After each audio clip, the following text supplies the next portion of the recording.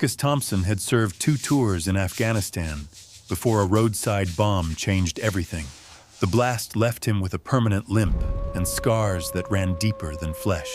wounds that throbbed during desert storms and ached with memories he couldn't shake. Now, 3 years later, he lived in a rundown trailer on the edge of Copper Canyon, Arizona, where the red rocks stretched endlessly under a merciless sun that reminded him too much of foreign battlefields. The VA checks barely covered rent, and his neighbors whispered behind his back about the worthless vet who couldn't hold a job or contribute anything meaningful to their small community. They didn't understand that some battles never end, that some wounds never heal completely, that coming home from war was sometimes harder than fighting the war itself. Marcus had learned to ignore their stares and cruel comments, focusing instead on the one companion who never judged him or questioned his value. His German shepherd, Ranger, had been his anchor through the darkest days, a gift from his late grandfather, who understood what it meant to carry invisible burdens and fight wars that others couldn't see or comprehend. The morning sun painted Copper Canyon in shades of burnt orange and deep crimson as Marcus limped across his small yard, each step sending familiar jolts of pain up his injured leg. Ranger trotted faithfully beside him, the dog's amber eyes constantly scanning their surroundings with the alertness that never fully left military animals. Even in retirement, the mailbox creaked on rusty hinges as Marcus retrieved another stack of overdue bills and notices. But today, there was something different. An envelope that bore the letterhead of Morrison and Associates, a law firm Marcus had never heard of despite living in Arizona for 3 years. Inside, an attorney named Patricia Morrison explained in formal legal language that his grandfather's estate had been settled after years of probate complications, and Marcus was entitled to claim his inheritance from a safety deposit box in Flagstaff. The catch was simple, yet mysterious. He had to retrieve it personally within 30 days, or it would be donated to charity according to his grandfather's final wishes. Marcus stared at the letter with trembling hands,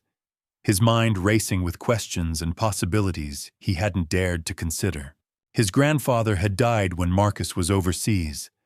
and the family had told him there was nothing left behind except debts and an old mining claim that wasn't worth the paper it was printed on.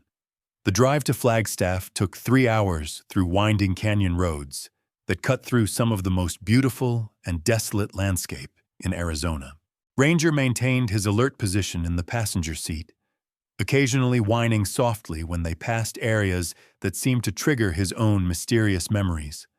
At Morrison and Associates, Patricia Morrison was a stern woman in her 60s who examined Marcus's identification with the thoroughness of someone who had spent decades dealing with inheritance disputes and family secrets. She led him to the bank with professional efficiency,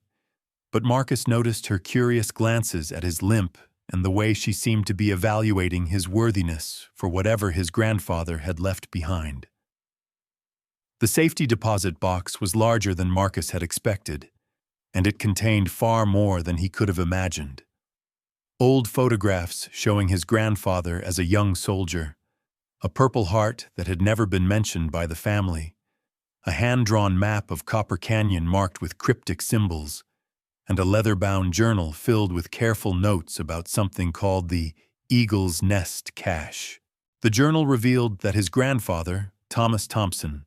had been tracking a legendary treasure hidden somewhere in the canyon during the 1940s,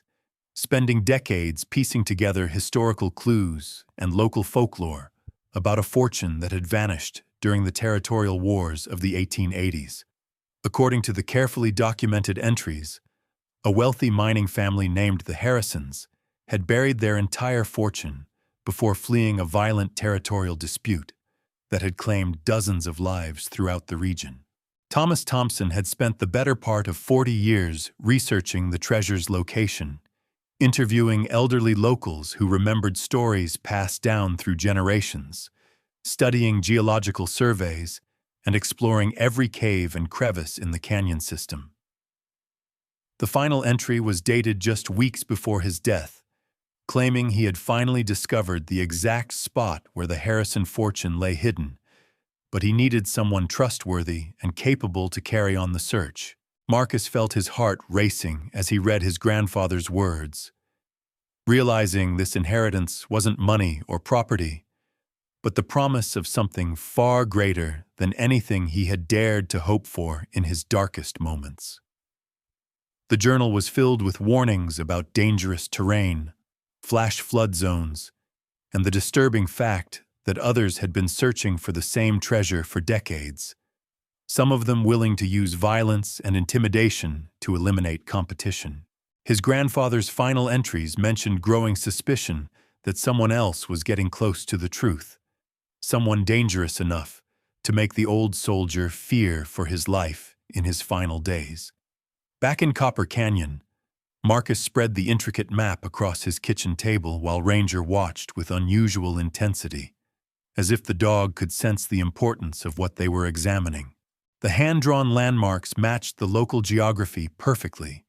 showing a complex trail system that led deep into the most remote and treacherous section of the canyon, areas that even experienced hikers avoided due to the combination of difficult terrain and extreme weather conditions. According to his grandfather's detailed notes, the treasure was hidden in a natural cave system near what the old-timers called Devil's Backbone Ridge, a formation that required advanced climbing skills and serious preparation to reach safely. Marcus had hiked some of those trails during his recovery,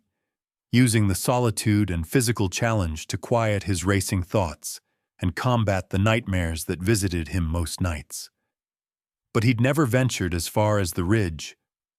which according to the journal was accessible only through a series of narrow ledges that could prove fatal in bad weather or poor conditions. The journal warned extensively about flash floods, rock slides, and the fact that several treasure hunters had disappeared in that area over the decades, their bodies never recovered from the unforgiving canyon depths. As Marcus studied the cryptic symbols and precise measurements his grandfather had recorded, Ranger suddenly stood up with his ears pricked forward toward the window, detecting something that had escaped human senses. The knock on Marcus's door came just after sunset,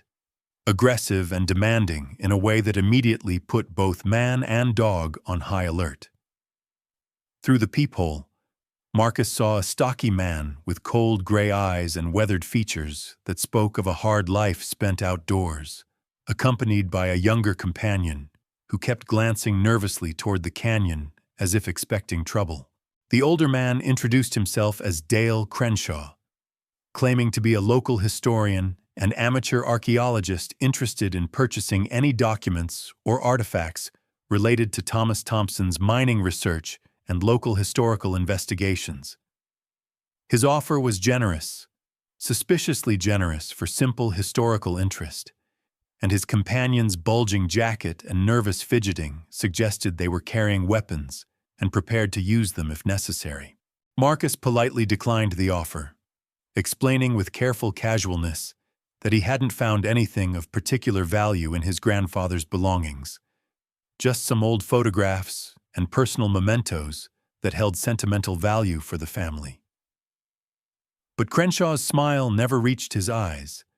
and his parting words carried a clear and unmistakable threat about the many dangers facing people who chose to hike alone in the remote sections of Copper Canyon, especially disabled veterans who might not be able to handle emergency situations effectively. As Crenshaw's pickup truck disappeared into the gathering darkness, leaving behind only dust and the lingering sense of menace,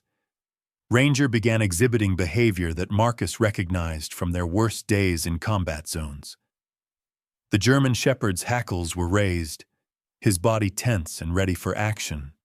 and he was emitting a low growl that Marcus had only heard when they were facing immediate and deadly threats overseas. The dog's military training had taught him to identify dangerous humans by scent, body language, and other subtle indicators that most people couldn't detect. And his current state of alertness confirmed Marcus's own instincts about their unwelcome visitors. Something about Crenshaw and his nervous partner screamed professional violence, the kind of men who made their living through intimidation, and worse when the situation required it. Marcus suspected his grandfather's final journal entries about violent competitors might have been more than the paranoid fears of an aging man. They might have been accurate warnings about people who were still actively searching for the same treasure and willing to kill anyone who got in their way. The timing of Crenshaw's visit, just hours after Marcus had claimed his inheritance,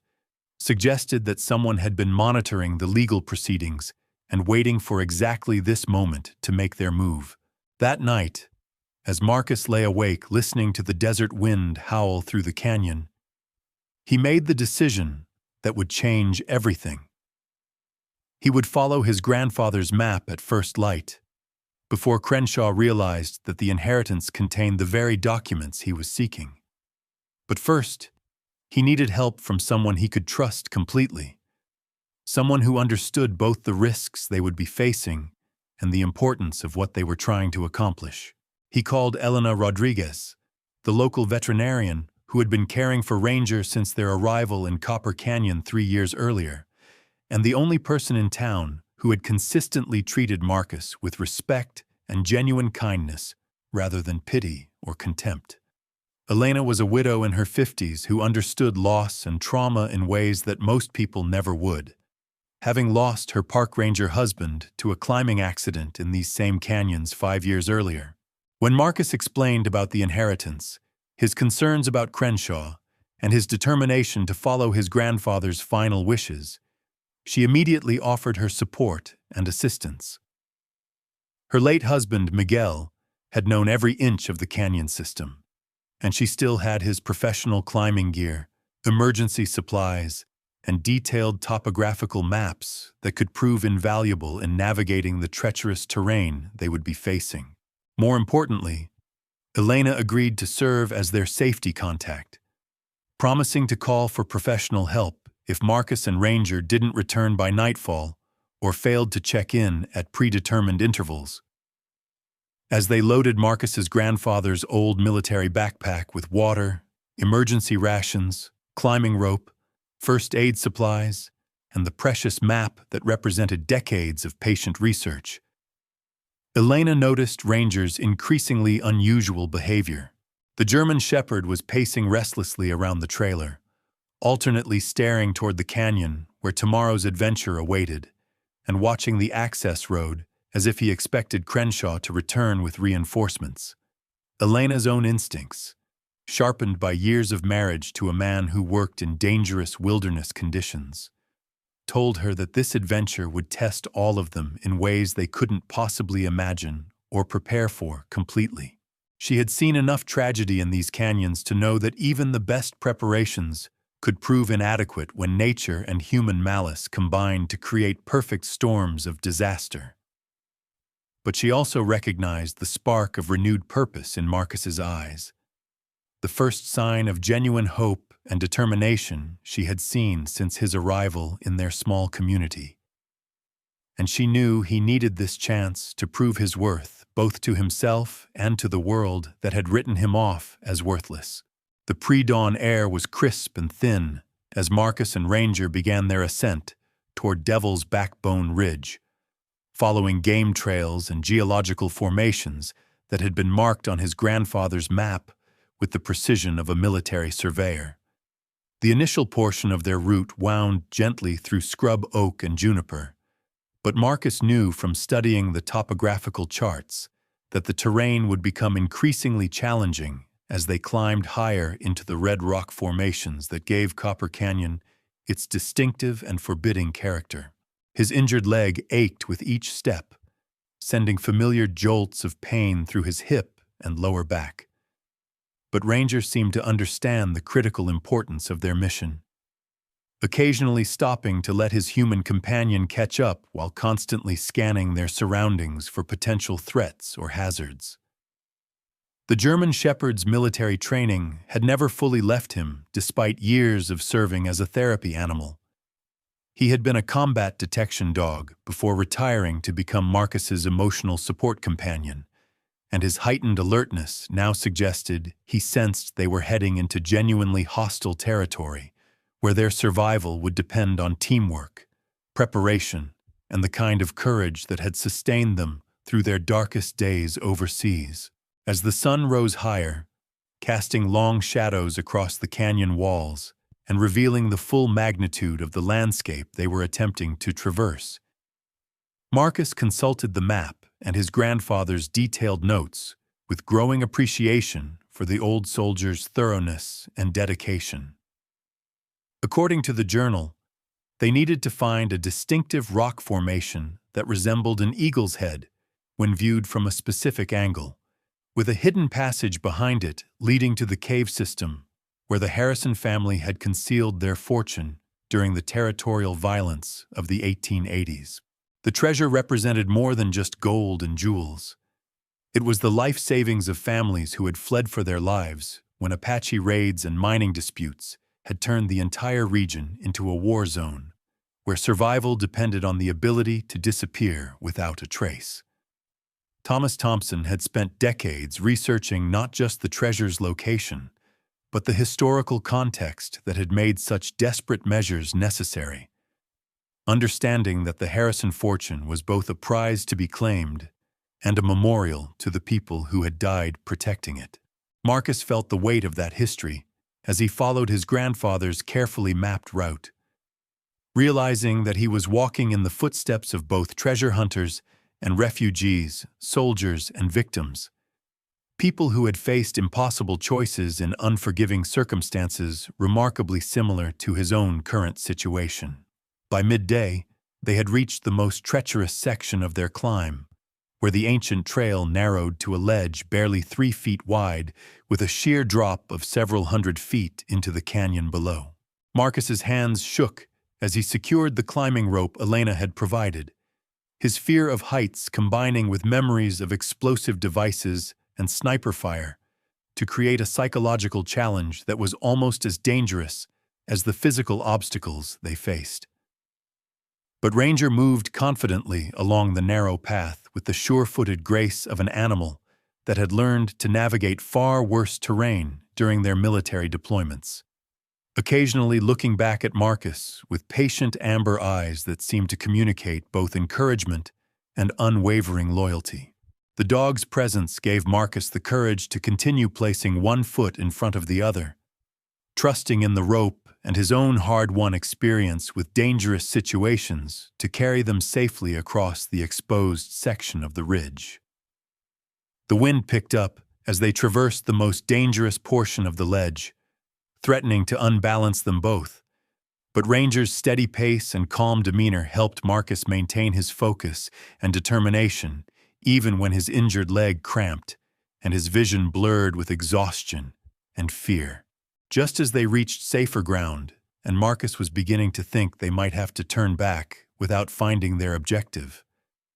the distinctive Eaglehead rock formation came into view exactly as his grandfather had described it in his most detailed journal entries. The natural sculpture stood nearly 30 feet tall, carved by centuries of wind and weather into an unmistakable silhouette that had served as a landmark for travelers and treasure hunters for generations. Behind it, partially concealed by fallen boulders and desert vegetation that had grown up over decades of neglect, Marcus could see the dark opening of what appeared to be a substantial cave entrance, large enough for people to have used as both a hiding place and a storage facility during the dangerous times that had shaped this region's history. His heart pounded with excitement and anticipation as they approached the spot where his family's fortune might be waiting. But Ranger's sudden change in behavior warned him that their greatest challenges still lay ahead. The German shepherd had frozen in place with his nose lifted to catch scents that Marcus couldn't detect, his entire body language shifting from excited exploration to combat alertness as he processed information that suggested they were not alone in this remote and supposedly uninhabited location. The cave entrance was indeed larger than it had appeared from a distance, easily tall enough for a man to enter standing upright and wide enough for multiple people to move through simultaneously. But as Marcus stepped inside with his high-powered flashlight, Ranger suddenly froze at the threshold with his hackles rising and a low growl rumbling deep in his chest, the kind of warning that had saved their lives multiple times during their overseas deployments. The dog's nose twitched as he analyzed a complex mixture of scents that Marcus couldn't detect, but that clearly indicated recent human activity in what should have been an undisturbed natural environment. Inside the cave, Marcus's flashlight beam revealed not just the ancient rock formations and mineral deposits he had expected, but fresh footprints in the sandy floor, recent enough that the people who had made them might still be somewhere in the extensive cave system that stretched deep into the mountain's heart. His grandfather's journal had mentioned that the treasure was hidden in a secondary chamber deeper in the cave complex, accessible only through a series of narrow passages that required both courage and technical skills to navigate safely. But someone else had clearly been exploring these underground spaces recently, leaving behind evidence of systematic and professional searching. As Marcus's eyes adjusted to the cave's dim interior, he noticed camping gear and supplies scattered in one of the side chambers, suggesting that someone had been living in these caves for an extended period, watching and waiting for exactly the kind of opportunity that Marcus's arrival had provided. The implications were chilling. Crenshaw or his associates had been monitoring the legal proceedings surrounding Thomas Thompson's estate, and they had been prepared to move immediately once Marcus claimed his inheritance, and hopefully led them to the treasure's exact location. Ranger's growl grew more insistent as his military training took over completely, transforming him from a therapy companion back into the combat detection dog he had been trained to be, analyzing threats and preparing for the kind of violent confrontation that had defined their shared service overseas. Marcus realized they were not alone in this underground labyrinth, and that the men who had been waiting for them were almost certainly armed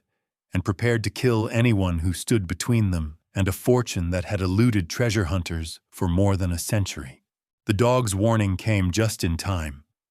Voices were beginning to echo from deeper in the cave system,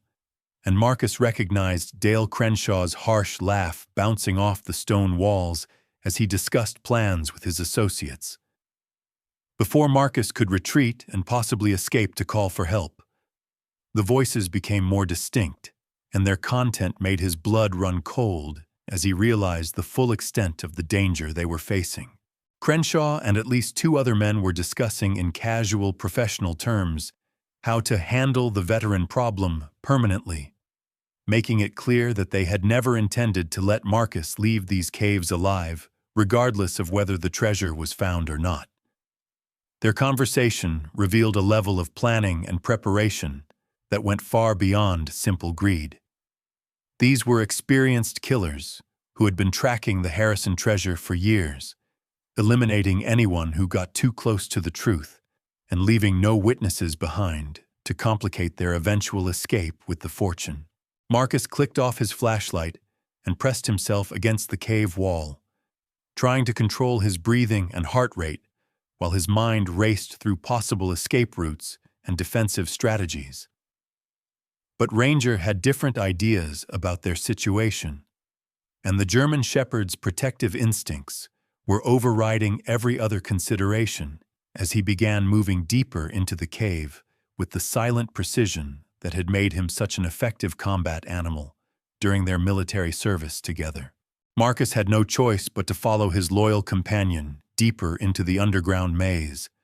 knowing that Ranger would never abandon him to face danger alone, and trusting in the dog's superior senses and combat experience to guide them through whatever challenges lay ahead. As they crept through the winding passages that seemed to twist and turn through the mountain's heart, like the veins in a living body, Marcus could hear Crenshaw's men discussing their tactical situation with the casual efficiency of people who had planned and executed similar operations many times before. The cave system was more complex than his grandfather's map had indicated, with multiple chambers connected by narrow passages that created both opportunities for concealment and potential traps for the unwary. In one of the larger side chambers, Marcus's carefully shielded flashlight beam caught something that made his breath catch and his heart race with a mixture of excitement and terror. An elaborate wooden chest partially buried under decades of accumulated sand and debris, its metal fittings green with age but still intact after more than a century of hiding in the darkness beneath Devil's Backbone Ridge. This had to be the treasure his grandfather had spent his lifetime seeking.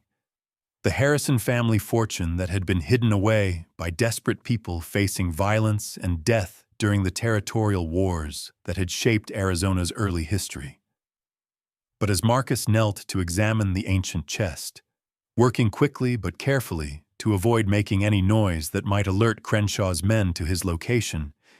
he realized that the voices from the main passage were getting closer and more urgent. The treasure hunters had split up to search the cave system more efficiently,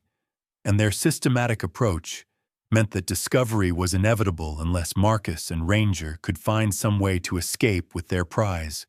or eliminate the threat permanently. The chest was heavier than Marcus had expected,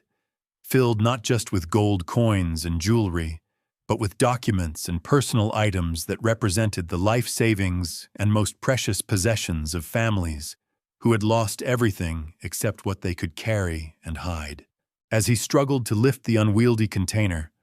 Crenshaw's voice suddenly boomed from the main passage, much closer than before,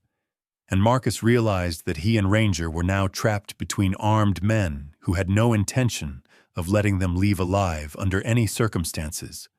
Ranger positioned himself protectively between Marcus and the approaching voices,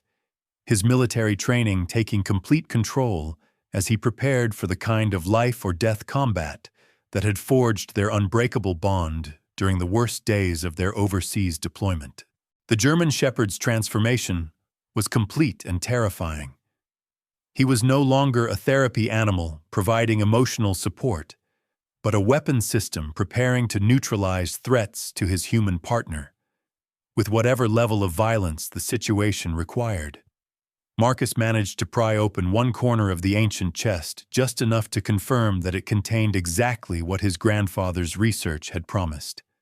gold coins, precious jewelry, and official documents that represented the accumulated wealth of multiple families who had chosen to bury their fortunes rather than let them fall into the wrong hands during the chaos of territorial warfare. But there was no time to properly examine or secure the treasure.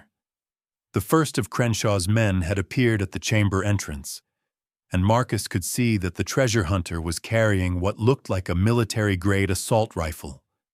the kind of weapon that could kill both man and dog before they had any chance to fight back or escape.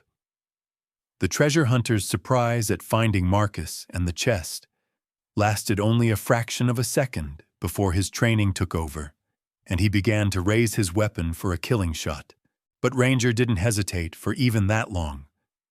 The German Shepherd launched himself through the air with the explosive power and precision that had made him such an effective combat animal, covering the distance between them in a single bound that demonstrated both his physical capabilities and his absolute commitment to protecting his human companion. The impact of 40 pounds of trained muscle and bone hitting the gunman in the chest sent both the rifle and its owner crashing into the rocky cave wall with a sound that echoed through the chamber like thunder. But Ranger recovered first with the resilience and focus that had kept them both alive through multiple combat deployments. The dog positioned himself over the stunned treasure hunter, his jaws inches from the man's throat, and his eyes locked on target with an intensity that promised instant death if the human made any threatening movement. Marcus grabbed the fallen rifle and backed toward what he hoped was another exit. The precious chest clutched against his chest as Ranger maintained his defensive position over their first prisoner. But Dale Crenshaw's voice roared through the cave system as he realized his partner was in serious trouble, and Marcus could hear at least 2 more armed men converging on their position from different directions, their footsteps and shouted communications revealing tactical training and coordination that made them far more dangerous than simple treasure hunters. The passages that had seemed like protection during their initial exploration now felt like a trap,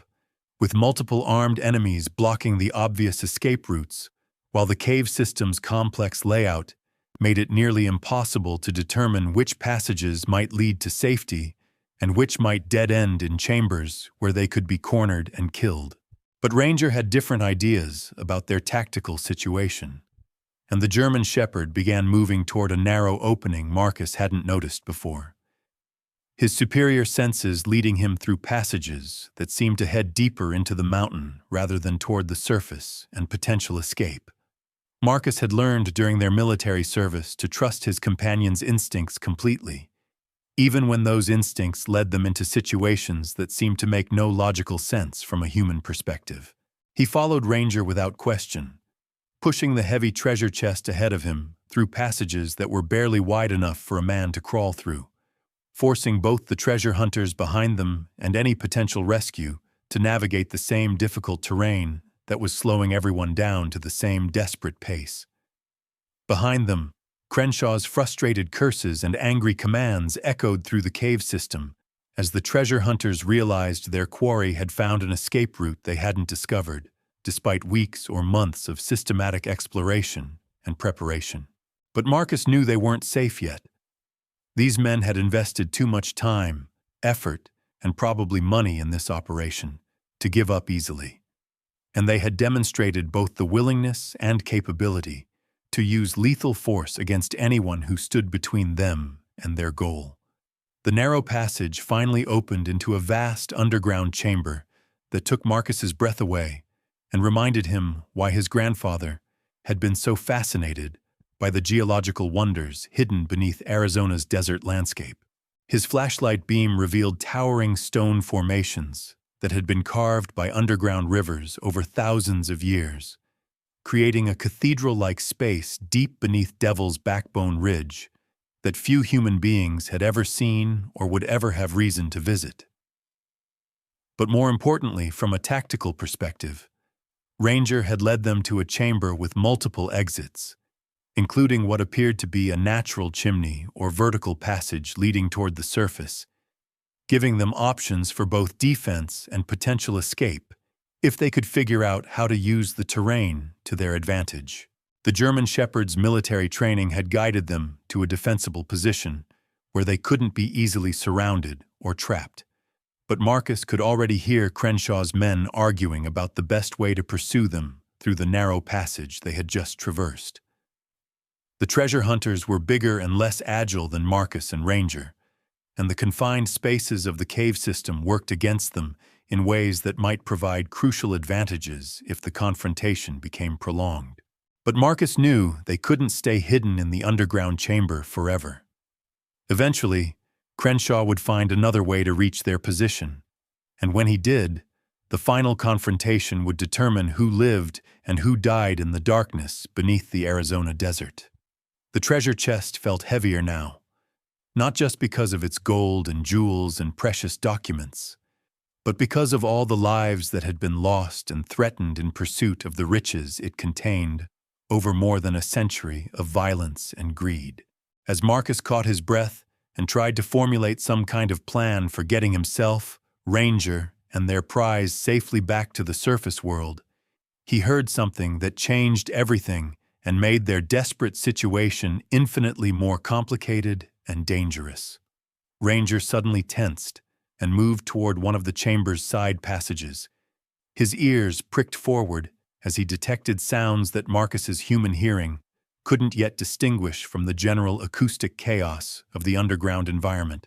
Within moments, the reason for the dog's alertness became terrifyingly clear. Elena Rodriguez's voice was echoing through the cave system, calling Marcus's name with growing urgency and concern as she searched for them in the underground maze. She had come looking for them when they failed to return as scheduled or check in at their predetermined time, following their trail to the cave entrance and then deeper into the mountain in a rescue attempt that had now made her a target for Crenshaw's violence. Marcus tried to call back to warn her away from the danger, but his voice only helped the treasure hunters triangulate his position more precisely while alerting them to the presence of a new potential hostage who could be used as leverage against him. Crenshaw's men now had a third person to consider in their tactical calculations, someone who could be threatened or harmed to force Marcus into surrendering both himself and the treasure's location. The sound of Elena's frightened voice as she realized she had walked into a trap galvanized Marcus into action with a clarity and sense of purpose he hadn't felt since his best days in combat. When the mission was clear and the stakes were life or death for people he cared about. All the self-doubt and community criticism that had plagued him for 3 years fell away, replaced by the soldier's fundamental instinct to protect innocent people and complete the mission regardless of personal cost or risk. He secured the treasure chest in a secure crevice where it would be safe but recoverable. Then followed Ranger back through the passage toward the main cave system, where Elena was being held by men who had already demonstrated their willingness to kill anyone who interfered with their plans. The German Shepherd moved with the silent precision and focused intensity that had made him such an effective combat animal, using his superior senses to track Elena's exact location while avoiding the search patterns of Crenshaw's men as they attempted to locate and capture all 3 of their targets. As they crept through the winding passages that connected the cave system's various chambers and levels, Marcus could hear the treasure hunters discussing their new tactical situation with the casual efficiency of people who had planned and executed similar hostage situations many times before in their criminal careers. They saw Elena's arrival as an opportunity rather than a complication, intending to use her as bait to force Marcus into surrendering both himself and any information he might have about additional treasure locations or other valuable secrets his grandfather might have discovered during decades of research. But Crenshaw and his men had made a critical error in judgment by underestimating their opponents. They saw a broken-down veteran struggling with disabilities and PTSD, accompanied by what they assumed was nothing more than an ordinary pet dog, not recognizing the combat-tested team that had survived some of the worst fighting and most dangerous missions of their generation's conflicts overseas. Marcus felt his military training taking over completely, bringing with it the focused calm and tactical awareness that had kept him alive through roadside bombs, sniper attacks, and close-quarters combat against enemies who were just as well-trained and motivated as Crenshaw's team appeared to be. He and Ranger had protected each other through situations where survival depended on split-second decisions and absolute trust between partners who had learned to function as a single unit in combat. And now they would use those same skills and that same bond to protect Elena and escape with both their lives and the treasure that represented his grandfather's life work. The plan that began forming in Marcus's mind was simple in concept, but would require perfect timing and coordination. Ranger would create a diversion that would draw the treasure hunter's attention and fire while Marcus moved to secure Elena's safety. And then they would fight their way out of the cave system together, using the terrain and their superior knowledge of the underground environment to offset the enemy's advantages in numbers and firepower. Elena's voice was coming from the main chamber where Marcus and Ranger had first entered the cave system hours earlier, and the acoustics and her tone suggested she was being held against her will but was not yet seriously injured. Marcus could hear Crenshaw interrogating her about Marcus's physical condition, mental state, and combat capabilities, trying to determine how much of a threat the veteran actually posed to his operation, and whether Elena knew anything about the treasure's location or the contents of Thomas Thompson's inheritance. Elena's responses were brave, but carefully measured, revealing nothing that would help the treasure hunters while buying time for rescue, escape, or some other opportunity to turn the situation to their advantage. As Marcus and Ranger positioned themselves for what might be their final assault, the German Shepherd's transformation into his combat mode became even more pronounced. Every muscle was coiled for explosive action. His breathing was controlled and steady, and his eyes held the kind of focused intensity that Marcus remembered from their worst days overseas when survival depended on their ability to function as a perfectly coordinated team against overwhelming odds. Marcus checked the assault rifle he had taken from Crenshaw's first partner and found it fully loaded with military-grade ammunition, giving them the firepower they would need for a coordinated attack against multiple armed opponents in close quarters. The weapon felt familiar in his hands, despite the years since his last combat deployment, and his muscle memory began taking over as he prepared for the kind of desperate engagement that had characterized some of their most dangerous missions. The plan was necessarily simple, because complex strategies rarely survived contact with the enemy. Ranger would attack from one direction to create chaos and confusion, while Marcus moved to secure Elena's safety from a different angle. And then they would all fight their way out of the cave together, using whatever advantages they could find in the terrain. Their superior knowledge of the cave system and the element of surprise that came from their enemy's underestimation of their capabilities and determination. The attack began when Ranger launched himself from the shadows with a snarl that echoed through the cave system like thunder, his 40 pounds of trained muscle and bone hitting Crenshaw's nearest guard with devastating force that sent the man sprawling, while his weapon clattered away into the darkness beyond reach. Marcus used the confusion and noise of the impact to circle around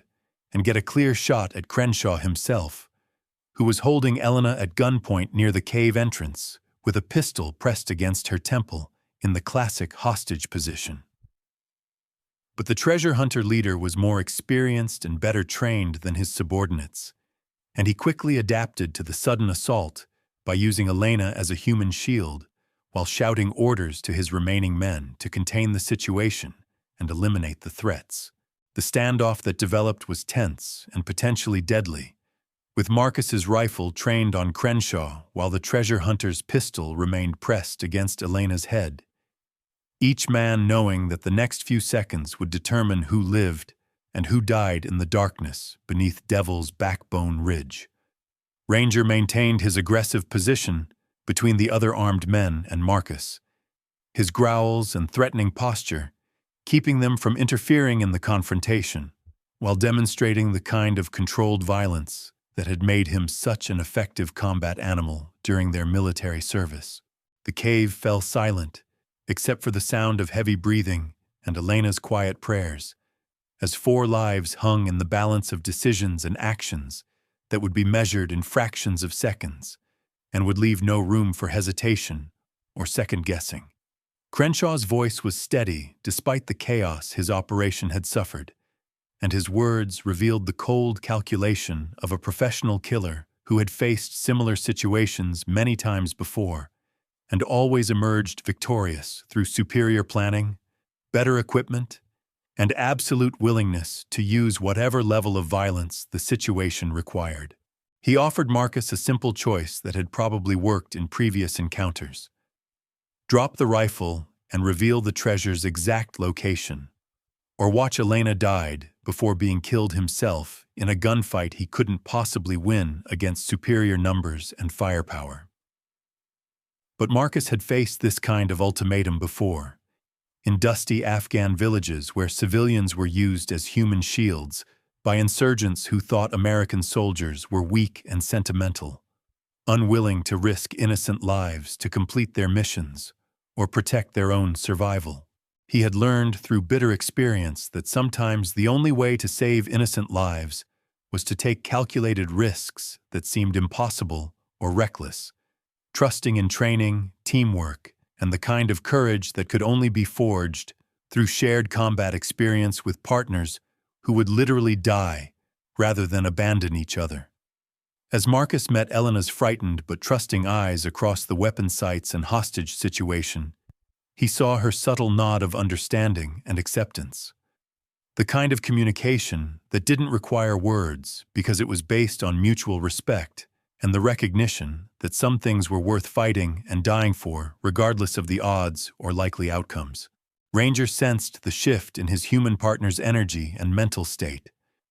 Recognizing the familiar transition from defensive positioning to offensive action that had preceded some of their most successful and dangerous missions overseas, and the German Shepherd prepared to move with the explosive precision that had saved both their lives multiple times during their combat deployments. The rescue attempt happened in a blur of coordinated movement that demonstrated years of combat partnership and absolute trust between human and animal warriors who had learned to function as a single deadly unit. Marcus shouted, "Elena, down!" while simultaneously diving to his left, drawing Crenshaw's aim away from the veterinarian as she dropped to the cave floor with the quick reflexes of someone who had spent years living with a park ranger husband in dangerous wilderness conditions, where survival often depended on instant response to shouted warnings and rapidly changing circumstances. Ranger exploded forward at exactly the same instant, his powerful jaws clamping down on Crenshaw's gun arm with enough force to shatter bone and send the pistol flying harmlessly into the darkness, while the treasure hunter's scream of pain and shock echoed through the cave system. Marcus rolled and came up with his rifle trained on the remaining armed men, who quickly dropped their weapons rather than face the combined fury of a trained infantry soldier and his combat dog working together with the kind of seamless coordination that could only come from years of shared danger and mutual dependence. Elena scrambled to safety behind a boulder formation, while Ranger maintained his grip on Crenshaw's shattered arm. The German Shepherd's eyes locked on his target, with the unwavering intensity that had made him such an effective combat animal during the worst fighting of their generation's wars overseas. The treasure hunter, who had seemed so confident and threatening just moments before, was now whimpering and begging for mercy as blood flowed from wounds that would probably cripple his arm permanently and end his career as a professional criminal who depended on physical intimidation and violence to achieve his goals. Marcus felt no satisfaction or pleasure in the violence that had been necessary to save Elena and protect the treasure. Only the grim relief that came with successful completion of a mission that had required the use of deadly force against people who had chosen to threaten innocent lives for their own selfish gain. With Crenshaw's men secured and disarmed, Marcus used their own rope and equipment to tie them up, while Elena provided first aid to prevent anyone from bleeding to death in the cave. Her veterinary training proving invaluable in treating both human and animal injuries under primitive conditions, far from any hospital or medical facility. Ranger remained on guard throughout the medical treatment and prisoner securing process, his protective instincts still fully engaged as he watched for any sign of renewed aggression from their captives or the possibility of additional threats that might emerge from the deeper sections of the cave system they hadn't yet explored. The German Shepherd had proven himself to be everything Marcus's grandfather had promised, and more. A loyal companion capable of extraordinary heroism when the people he loved were threatened, and a combat partner whose skills and courage could mean the difference between life and death when situations became desperate and violent. As they prepared to leave the cave system and return to the surface world with their prisoners and their treasure, Elena helped Marcus retrieve the ancient chest from its hiding place in the deep chamber, both of them marveling at the weight and obvious value of the contents that had been hidden beneath Arizona's desert for more than a century. The gold coins and precious jewelry inside the chest represented more than just monetary wealth. They were a tangible legacy of survival and perseverance that connected multiple generations of people who had refused to surrender in the face of overwhelming odds and violent opposition. Marcus understood now why his grandfather had spent decades searching for this particular treasure, and why the old soldier had trusted only family members to carry on the mission and complete the work he had started so many years earlier. The treasure had never really been about money or financial security. It was about proving that some things were worth fighting for regardless of the cost, and that ordinary people could accomplish extraordinary things when they were motivated by love, loyalty, and the determination to honor the sacrifices of those who had come before them. The hike back to town took most of the remaining daylight, with Crenshaw and his men moving slowly due to their injuries and the rope restraints that prevented any escape attempts, while Marcus and Elena took turns helping each other carry the heavy treasure chest over the difficult terrain they had traversed that morning. Marcus had called for help using Elena's satellite phone, and sheriff's deputies met them halfway down the trail to take the treasure hunters into custody and provide medical assistance for their injuries. The evidence found in Crenshaw's vehicles and camping equipment included sophisticated surveillance gear, illegal weapons, and documents proving they had been tracking Marcus's activities for weeks, while planning to murder him and anyone else who might interfere with their systematic search for the Harrison treasure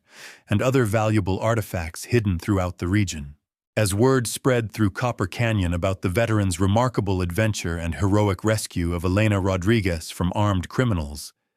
the same neighbors who had whispered cruel comments about his worthlessness and inability to contribute anything meaningful to their community now gathered to congratulate him on his courage, intelligence, and determination to complete his grandfather's unfinished mission. But Marcus felt no need for their validation or approval anymore. He had rediscovered his own worth through actions rather than words,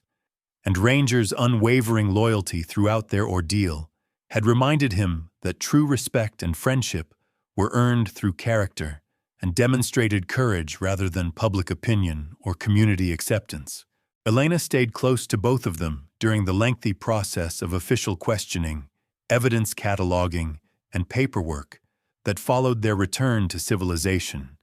her presence serving as a quiet reminder that some people had always recognized Marcus's value and potential, even when he couldn't see those qualities in himself. The treasure's professional appraisal revealed a fortune that would change Marcus's life forever and provide him with the financial security to pursue any goals or dreams he had been forced to abandon due to his military injuries and the economic struggles that had followed his return from overseas service. But more importantly, the adventure had already transformed his understanding of his own worth and his place in a community that had too quickly written him off as damaged goods without value or potential for meaningful contribution. He established a charitable foundation to help other veterans struggling with similar challenges, using his grandfather's legacy to create opportunities for healing, purpose, and renewed sense of self-worth among people who had sacrificed everything in service to their country, only to find themselves forgotten and abandoned when they returned home needing help and support. Elena became his partner in managing the foundation and developing programs that addressed not just the financial needs of struggling veterans, but their emotional and psychological requirements for meaningful work, genuine respect, and the kind of purpose-driven mission that could restore their sense of identity and value. Their shared experience in the cave had deepened a friendship that was gradually growing into something more profound and lasting,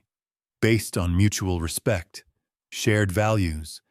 and the recognition that they had both found in each other the kind of partnership that could weather any storm or challenge life might present. Ranger received official recognition from both the local sheriff's department and veterans organizations for his role in the rescue. But the German shepherd seemed more interested in the simple pleasure of long walks with his human companions through the canyon, trails they had conquered together, secure in the knowledge that his pack was safe, complete, and stronger than ever before. The three of them had become a family forged through adversity and sealed by mutual respect, love, and the shared understanding that some bonds could never be broken by distance, time, or the opinions of people who had never been tested by genuine crisis or danger. Marcus still carried the physical and emotional scars of his military service, and he probably always would. But they no longer defined his worth or limited his potential for contributing something meaningful to the world around him. He had learned that healing comes not from forgetting or avoiding the past, but from finding new ways to serve and protect in the present. Using the skills and experiences that had once caused him pain to help others facing similar struggles and challenges. The story of Marcus Thompson, Elena Rodriguez, and Ranger spread far beyond the boundaries of Copper Canyon, inspiring other veterans to seek help and reminding communities throughout the region that heroes come in many forms, including those who appear broken or damaged by their service to others, but who retain the capacity for extraordinary courage and selfless action when the situation demands it. Let us know in the comments where you're listening from,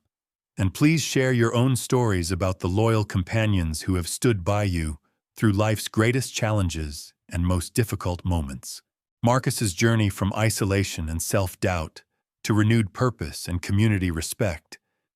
shows us that sometimes the greatest treasures are not gold or jewels, but the relationships that sustain us through our darkest hours and the courage to keep fighting when the rest of the world has counted us out as worthless or beyond help.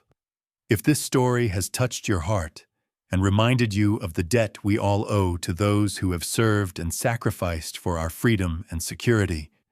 please subscribe to hear more tales of heroism, loyalty, and the unbreakable bonds that can form between humans and their four-legged companions who ask for nothing more than the chance to prove their worth through service and protection. These stories matter because they remind us that every person has inherent value and potential,